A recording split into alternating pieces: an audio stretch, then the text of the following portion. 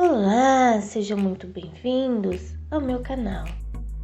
E hoje falaremos como foi feito essa restauração de Judá, o Reino do Sul.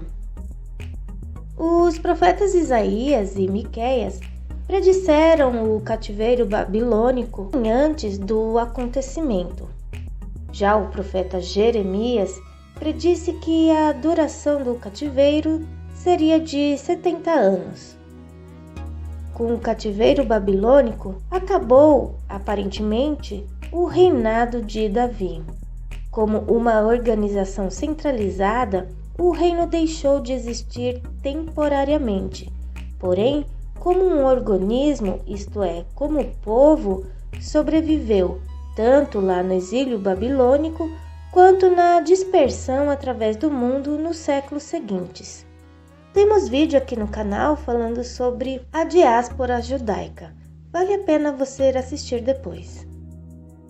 Com o advento de Jesus Cristo, esse reino de Judá começou a reviver e no milênio terá a sua plenitude. Este será grande e será chamado Filho do Altíssimo, e o Senhor Deus lhe dará o trono de Davi, seu pai, e reinará eternamente na casa de Jacó, e o seu reino não terá fim. Como já dissemos, o cativeiro babilônico durou 70 anos, de 606 até o ano de 536 a.C. O cativeiro babilônico proporcionou grandes benefícios para Israel. A idolatria foi abolida de vez do meio de Israel. A lei de Moisés passou a ser respeitada e levada a sério. O estudo da lei foi difundido e intensificado mediante as sinagogas que surgiram.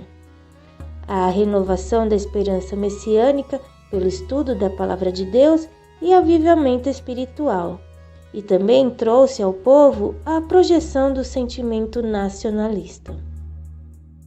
No ano de 536 a.C., a Pérsia subjugou a Babilônia e dominou o mundo até a elevação dos gregos, no ano de 330 a.C. Porém, antes disso, a Pérsia venceu a Média, e a Pérsia e a Média formou um só domínio. Ao terminar os 70 anos do exílio babilônico, Ciro, o primeiro governador persa, proclamou o retorno dos judeus, bem como também a restauração da nação de Israel, a qual, durante o domínio persa, chamou-se de Província de Judá. Nos documentos também era mencionado como uma das terras de além do rio. A restauração de Judá levou pouco mais de 100 anos, do ano de 536 a.C. até 432 a.C. Nesse período, o templo foi reconstruído e o Antigo Testamento foi totalmente concluído. Esse segundo templo, o Templo de Zorobabel, conforme o historiador Flávio Joséfo, tinha apenas a metade do tamanho do Templo de Salomão e não era rico em ouro e prata como ele. Temos vídeo aqui no canal também falando sobre o Templo de Zorobabel. Vale a pena você assistir depois. Nos anos da reconstrução do templo, aumentou também o ódio entre os judeus e os samaritanos. Ocorreu então o cisma definitivo entre judeus e samaritanos. O cisma é a separação de um grupo de pessoas de um mesmo coletivo. Esther, uma judia dentre os cativos de Israel, veio então a ser a rainha da Pérsia, no ano de 478 a.C., ou seja, 58 anos depois do retorno dos judeus para sua terra natal. A liderança judaica durante a restauração.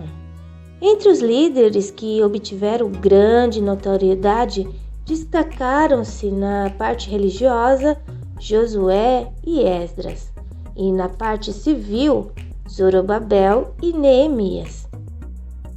Zorobabel e Neemias atuaram como governantes nomeados pelo Império Persa. Assim como houve 3 levas de cativos enviados para o exílio lá na Babilônia, houve também 3 levas de repatriados para Israel.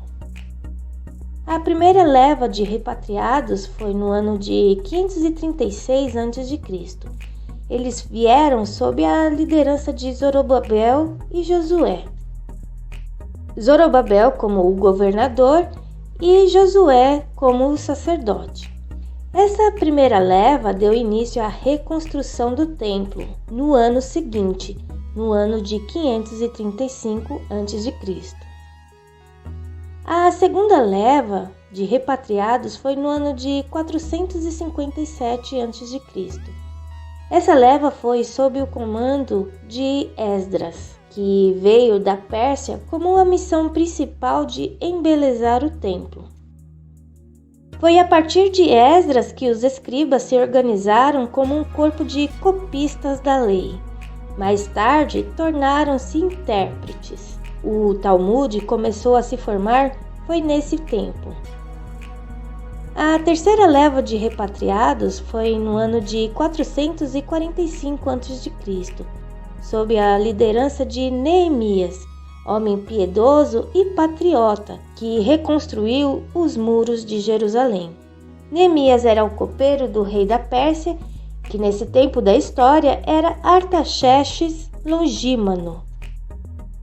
A função de copeiro naqueles tempos era de extrema confiança, equivalente hoje à função de ministro. Entre os repatriados encontravam-se muitos hebreus do extinto Reino do Norte. O Reino do Norte foi levado em cativeiro pelo Império Assírio. Temos vídeo também aqui no canal falando detalhadamente sobre esse cativeiro.